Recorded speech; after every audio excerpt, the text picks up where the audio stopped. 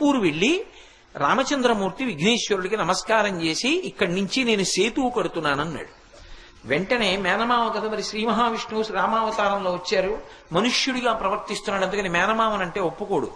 అందుకని విఘ్నేశ్వరుడు ప్రత్యక్షం అయ్యి అన్నాడు, ఇక్కడి నుంచి కట్టద్దు, ఇక్కడి నుంచి సేతువు కడితే చాలా దూరం అవుతుంది, ఇంతకన్నా కొంచెం దక్షిణంగా ముందుకు వెళ్ళి అక్కడి నుంచి సేతువు కట్టు, కడితే ఇది తిన్నగా లంకాపట్టణంలో రావణాసురుడి అంతఃపురం ముందుకెడుతుంది, నీకు కష్టం తగ్గుతుంది, దూరం తగ్గుతుంది, లంకాపట్టణం యొక్క కీలకమైన ప్రాంతానికి సేతువు చేరుతుంది, అందుకని అక్కడి నుంచి సేతువు కట్టన్నాడు.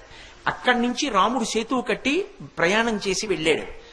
కానీ విఘ్నేశ్వరుడికి తర్వాత దేవాలయం కడదామని ఎందరో ప్రయత్నించారు.